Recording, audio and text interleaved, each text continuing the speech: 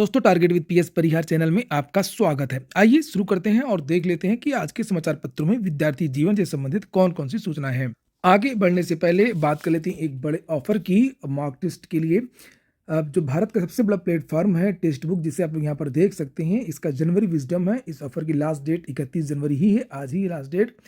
इसमें जो yearly pass हुआ करता है टेक्स्ट बुक का 699 वाला टेक्स्ट बुक पास प्रो, उसकी भी कीमत अब 269 रुपये कर दी गई है। और जो नॉर्मल पास हुआ करता था 299 वाला, उसकी भी कीमत 269 रुपये कर दी गई है। इसमें भी अगर आप लोग एक कोड लगा देंगे TWP, तो आप लोगों को 10% की एक्स्ट्रा छूट भी मिल जाएगी।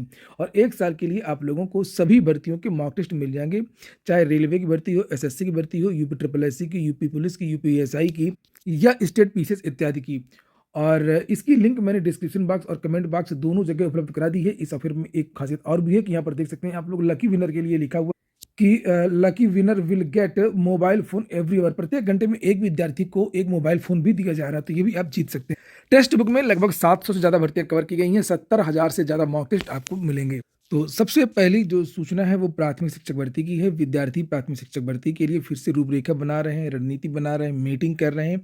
और उसी संबंध में यहाँ पर देख सकते हैं, ये रजत सिंह की तरफ से ये पोस्ट की गई है। और इसमें ये विद्यार्थी कंपनी गार्डन प्रयागराज में 4 बजे आज बैठक करेंगे, रणनीति बनाएंगे, रूपरेखा बनाएंगे कि किस तरीके से आगे क्या होना चाहिए। वहीं पर विद्यार्थियों ने ये सांसदों और विधायकों को ज्ञापन देने का जो सिलसिला है वो भी शुरू किया है। देख सकते हैं ये राहुल यादव हैं और ये बाराबंकी के जो विधायक हैं धर्मराज यादव, इनको ज्ञापन दिया है। और इन्होंने आश्वासन भी दिया है कि जो अगला जो सत्र होगा विधानसभा का, उसमें प्राथमिक शिक्षक भर्ती की जो मांग है वो एक बार फिर से रखी जाएगी।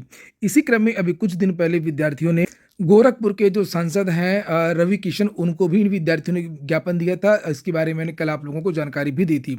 तो विद्यार्थी ये अभियान प्रदेश में चला रहे हैं। ये नीतीश पांडे हैं जो ये ज्ञापन दे रहे हैं, और जो सत्ता पक्ष के सांसद विधायक हैं उनको भी दे रहे हैं ज्ञापन, और जो विपक्ष के सांसद और विधायक जो हैं उनको भी विद्यार्थी ज्ञापन दे रहे हैं। वहीं पर कल प्रयागराज में 1 तारीख को एक बड़ा प्रदर्शन भी होने जा रहा है, उसकी भी रूपरेखा बन रही है, जिससे देख सकते हैं आप लोग, युवा मंच की तरफ से ये प्रदर्शन होगा। प्रदर्शन तो लगभग पिछले 48-49 दिनों से चल ही रहा है, लेकिन एक बड़ा अब धरना प्रदर्शन कल 1 तारीख को होगा। उसके बारे में इन्होंने ये पत्र भी भेजा है। और इन विद्यार्थियों ने कल कई जगह मीटिंग भी की थी, जिसे आप लोग यहाँ पर देख सकते हैं। यहाँ पर प्रेस विज्ञप्ति जारी की गई है राजेश सचान द्वारा, युवा मंच के जो संयोजक हैं। लिखा, सूत्रों से प्राप्त जानकारी के अनुसार आयोग के अध्यक्ष सदस्यों की स्क्रीनिंग की प्रक्रिया पूरी हो चुकी है, लेकिन जिस तरीके से LT प्रवक्ता जियासी आहता प्रकरण का हल नहीं किया गया, उसी तरीके इसकी संभावना आयोग के गठन के में भी होने से इनकार नहीं किया जा सकता। जिस तरीके से LT की वैकेंसी लटक चुकी है, उसी तरीके से विद्यार्थियों ने आशंका जताई है।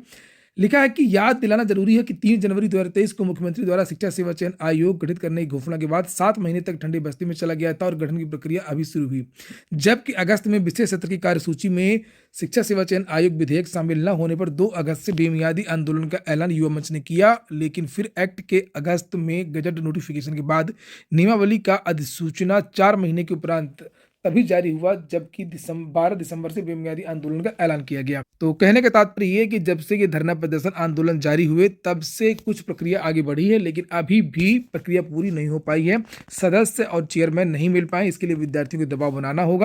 और इसी क्रम में यहाँ पर लिखा कि आह्वान किया गया कि 1 फरवरी के प्रदर्शन में पर्याप्त लोगों की सहभागिता हो। तो नए आयोग के साथ साथ में अन्य मांगे भी हैं, जैसे TGT PGT में पदों को जोड़ा जाए, LT वाला भी यहाँ पर मांग है। अगली सूचना उत्तर प्रदेश लोक सेवा आयोग की है। ज्यादातर विद्यार्थियों के मोबाइल में एडमिट कार्ड के मैसेज आ चुके हैं, और एडमिट कार्ड में जो मैसेज आया है उसमें परीक्षा केंद्र का नाम भी लिखा हुआ है। और अच्छी बात है कि विद्यार्थियों को दूर नहीं भेजा है। और यहाँ पर देख सकते हैं ये एक और विद्यार्थी का मैसेज आया है, जिसे आप लोग यहाँ पर देख सकते हैं। और ये प्रयागराज का विद्यार्थी है और इसको प्रयागराज में ही भेजा गया है। ये देखिए, RP रस्तोगी इंटर कॉलेज की। देखिए, तो ज़्यादातर विद्यार्थियों ने जो अपना एड्रेस दिया था या जो उनके घर का पता था, उसी के हिसाब से एडमिट कार्ड भेजे जा रहे हैं। और अगर उनके आसपास का कोई सेंटर नहीं है तो ज़्यादा दूर नहीं, उसके पास के ज़िले में भेजा जा रहा है विद्यार्थियों को। कुछ विद्यार्थियों, जैसा कि मैंने कल की वीडियो में बताया था, कि जौनपुर भी भेजा गया है। UPSC ने कल एक नोटिस भी जारी की थी PCS के उन विद्यार्थियों के लिए जो विद्यार्थी साक्षात्कार में सम्मिलित नहीं हुए थे, या जिन पदों पर साक्षात्कार नहीं होता है। तो इन विद्यार्थियों का डॉक्यूमेंट वेरिफिकेशन 16 फरवरी को होगा। अगली सूचना है PCS आवेदन की। PCS आवेदन की जो लास्ट डेट है वो समाप्त हो गई है, और विद्यार्थी मांग कर रहे हैं कि लास्ट डेट को बढ़ाया जाए, चूंकि अंतिम दिनों में जो सर्वर ठीक से काम नहीं कर रहा था। लिखा हुआ है कि प्रतियोगी छात्र संघर्ष समिति के मीडिया प्रभारी प्रशांत पांडे का मानना है कि आयोग का सर्वर 3 दिनों से धीमा था। ऐसे हजारों अभ्यर्थी परीक्षा शुल्क जमा नहीं कर सके। अब उनके आवेदन भी स्वीकार नहीं होंगे। वे पीसीएस की परीक्षा में शामिल होने से वंचित रह जाएंगे। समिति ने मांग की कि आवेदन की अंतिम तिथि बढ़ाई जाए। अगली सूचना बिहार की है। बिहार में नई शिक्षक भर्ती की तैयारियां तेजी से चल रही हैं और जानकारी तो ये निकल करके आ रही है कि फरवरी के महीने में ही विज्ञापन भी निकल सकता है। यहाँ पर ये पत्र जिसे आप लोग देख सकते हैं कि प्राथमिक कक्षा 1 से 5, 6 से 8, प्राथमिक 9 से 10 एवं उच्च माध्यमिक विद्यालयों में उपलब्ध रिक्त पद की सूचना विहित प्रपत्र में उपलब्ध कराने के संबंध में। तो ये रिक्त पदों का जो विवरण है वो मांगा जा रहा है। तो इसके लिए भी विद्यार्थियों को थोड़ा सतर्क रहना होगा। हो सकता है कि लोकसभा चुनावों के पहले पहले इस भर्ती के जो विज्ञापन है हर हाल में जारी हो जाए और ये भर्ती कंप्लीट हो जाए, क्योंकि बिहार की भर्ती प्रक्रिया हम देख भी रहे हैं कि तुरंत विज्ञापन जारी होता है, तुरंत परीक्षा होती है और तुरंत नियुक्ति पत्र भी प्रदान किया जाता है। अगली सूचना लेखपाल भर्ती की है। लिखा राजस्व परिषद ने नवचयनित 7,987 लेखपालों को लोकसभा चुनावों से पहले नियुक्ति देने की तैयारी की है और इसके लिए राजधानी लखनऊ में मुख्यमंत्री के हाथों नियुक्ति पत्र वितरित किए जाएंगे, जबकि जिला स्तर पर भी नियुक्ति पत्र देने की तैयारी चल रही है। नीचे वहीं पर लिखा हुआ है कि राजस्व लेखपालों के 30,837 पद स्वीकृत हैं। करीब 16,800 लेखपाल कार्यरत हैं, जबकि 13,900 से अधिक पद रिक्त हैं। आप लोगों को एक बात और बता दूं कि आप लोग वीडियो तो देखते हैं मगर वीडियो को लाइक नहीं करते हैं। तो लाइक करने का कोई शुल्क भी नहीं लगता है। हाँ, थोड़ा बहुत मोटिवेशन जरूर मिल जाता है, इसलिए आप लोग वीडियो को लाइक अवश्य कर दिया करें और जो नए छात्र हो तो चैनल को सब्सक्राइब भी कर लें। नीचे यहाँ पर लिखा हुआ है कि 4700 पदों के लिए अधियाचन उत्तर प्रदेश अधीनस्थ सेवा चयन आयोग को भेज दिया गया है। सूत्रों के मुताबिक नया भर्ती प्रस्ताव भेजने के बाद लेखपाल के करीब 1000 पद और रिक्त हो गए हैं। भेजने के बाद उसका रीजन नीचे बताया गया है कि हर महीने प्रदेश में 150, ये देखिए लिखा है, हर महीने प्रदेश भर में 100 से 150 तक लेखपाल सेवानिवृत्त हो रहे हैं।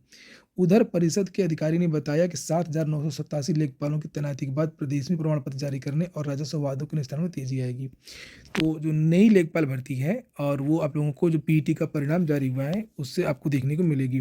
तो फिलहाल जो अधियाचन भेजा गया है वो 4700 पदों का है और 1000 पद अभी और रिक्त हैं, इसमें बताया जा रहा है। तो अगर ये पद भी जुड़ जाएंगे तो फिर पदों की संख्या और बढ़ जाएगी। अगली सूचना है सामुदायिक स्वास्थ्य अधिकारी भर्ती की। लिखा है 5582 कम्युनिटी हेल्थ ऑफिसर यानी CHO की होगी भर्ती। 7 फरवरी से ऑनलाइन आवेदन। स्वास्थ्य विभाग में राष्ट्रीय स्वास्थ्य मिशन के तहत 5582 सामुदायिक स्वास्थ्य अधिकारियों की भर्ती होगी। इसके लिए 7 फरवरी से ऑनलाइन आवेदन भरे जाएंगे। प्रदेश में खुलने वाले जन आरोग्य मंदिर में सामुदायिक स्वास्थ्य अधिकारियों की तैनाती की जाती है और इसी के तहत राष्ट्रीय स्वास्थ्य मिशन के अंतर्गत 35,500 रुपये प्रति माह मानदेय मिलेगा। तो इनका जो वेतन है वो 35,500 रुपये और ये जो भर्ती होगी वो संविदा पर, चूंकि मानदेय यहाँ पर लिखा है। प्रदेश में कुल 5582 पदों में से सामान्य श्रेणी के 2233, EWS के 558, OBC के 1508, SC के 1172, ST के 111 पद हैं। योग्यता नीचे लिखी हुई है, योग्यता भी देख सकते हैं। विभाग के अनुसार आवेदन के लिए अभ्यर्थी की योग्यता BSc नर्सिंग के साथ साथ में certificate course in community health for nurse या पोस्ट बेसिक नर्सिंग के साथ CCHN होना अनिवार्य है। अभ्यर्थी की आयु 21 वर्ष से लेकर के 40 वर्ष के बीच होना चाहिए। अगली सूचना है इलाहाबाद हाईकोर्ट की। मैंने आप लोगों को इसके बारे में 2 दिन पहले जानकारी दी थी। ये आप देख सकते हैं, ये मेरा वीडियो है और इसमें मैंने आप लोगों को बताया था। देखिए बेसिक पदोन्नति पर 1 डे एगो, ये देखिए हाईकोर्ट डबल बेंच। और वही सूचना आज के समाचार पत्रों में दी गई है। इलाहाबाद हाईकोर्ट की लखनऊ पीठ ने एक अहम आदेश में कहा कि राष्ट्रीय अध्यापक शिक्षा परिषद यानी NCTE की 11 सितंबर 2023 की सूचना के तहत निर्णय लेने के बाद ही प्राथमिक शिक्षकों की प्रश्नगत प्रोन्नति की जाए। इस अधिसूचना के तहत जूनियर और सीनियर बेसिक स्कूलों के सहायक व प्रधान अध्यापक अध्यापिका के पदों पर प्रमोशन के लिए TT को अनिवार्य किया गया। हालांकि कोर्ट ने स्पष्ट किया है कि यह आदेश हर अध्यापकों की प्रोन्नति में बाधा न माना जाए, यानी कि जो अध्यापक TT पास हैं, योग्य है, उनको ना रोका जाए और जो TT पास नहीं है उनके परिणाम उनको पर रोक लगा दी है। वहीं पर जो जूनियर के जो मांग कर रहे हैं, जूनियर भर्ती की मांग कर रहे हैं विद्यार्थी, वो यही चाहते थे कि अभी जो इन पदों पर प्रमोशन ना हो ताकि वो नई भर्ती की मांग कर सकें। और 6 to 8 की नई भर्ती के लिए विद्यार्थियों ने याचिका भी डाली है और जानकारी निकल करके आ रही है कि बहुत जल्द इन विद्यार्थियों की याचिका पर सुनवाई होगी। यहाँ पर आगे लिखा हुआ है कि यह आदेश न्यायमूर्ति और मसूदी, न्यायमूर्ति ब्रजराज सिंह की खंडपीठ ने हिमांशु राणा व अन्य की याचिका पर दिया। याचिका में उत्तर प्रदेश बेसिक शिक्षा सेवा नियमावली 1981 की नियम 18 की वैधता को उस सीमा तक चुनौती दी गई है जहां तक NCTE की अधिसूचना के तहत उसमें TET अनिवार्य करने का संशोधन नहीं है। तो देखते हैं आगे क्या होता है। चूंकि जूनियर में 6 to 8 में लगभग 41,000 पदों पर प्रमोशन की प्रक्रिया चल रही थी।